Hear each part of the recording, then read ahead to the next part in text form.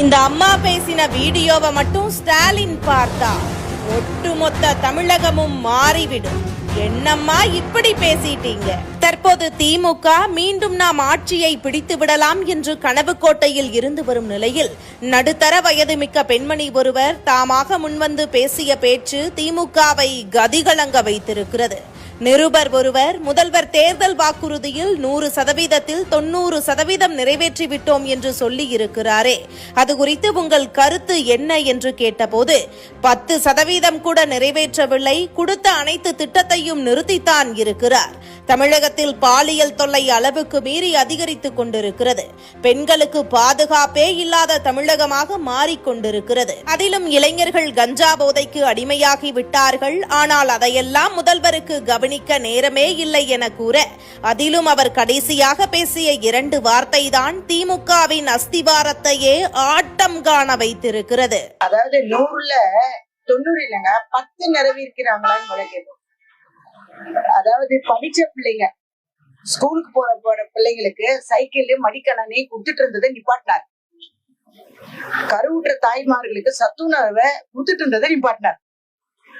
குழந்தை பிறந்த பிறகு கொடுக்கக்கூடிய கிட்ட வர்த்தி இல்லாம கொடுத்துட்டு இருக்காரு.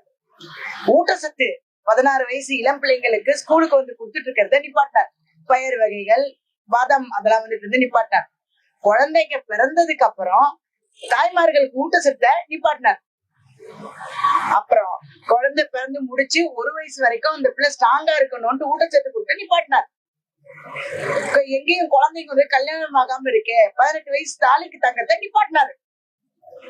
அப்போ முதியோர் இல்லத்துக்கு முதியோர் இருக்க வேண்டாம், வீட்லயே இருக்கட்டும், அவங்களுக்கு ஒரு செலவுக்கு மாசம் அவங்க மருத்துவ செலவுக்கு வச்சுக்கலான்னு இருந்த 1000 ரூபாவை நிப்பாட்டிட்டாரு. அப்ப இதெல்லாம் நிப்பாட்டி இருக்காருங்க, செய்யல. அடுத்து ஒரு குடும்பத்துக்கு அந்த 1000 ரூபாய் போதுமா? முதியோருக்கு பென்ஷன் கிடையாது, அந்த ஒரு குடும்பம் 1000 ரூபாய் வச்சு எத்தனை பேர் சாப்பிடுவாங்க? அதே மாதிரி பிள்ளைங்களுக்கு படிப்பு வசதிக்கு என்ன சொன்னாரு? எல்லா பெண்களுக்கும் நான் காசு கொடுக்குறேன். கொடுக்கலங்க, நீங்க வேணா கேட்டு பாருங்க, கொடுக்கல. அடுத்து அந்த இப்ப பொங்கலுக்கு கொடுத்தாரா? கொடுக்கல. டாஸ்மார்க்க மூடுன்னு சொன்னாரு, எங்கெங்க அவரை காணோம், ரொம்ப நேரமா தேடிக்கிட்டு இருக்கும். டாஸ்மார்க்னால எத்தனை பேரு செத்து போறாங்க பிள்ளைங்க.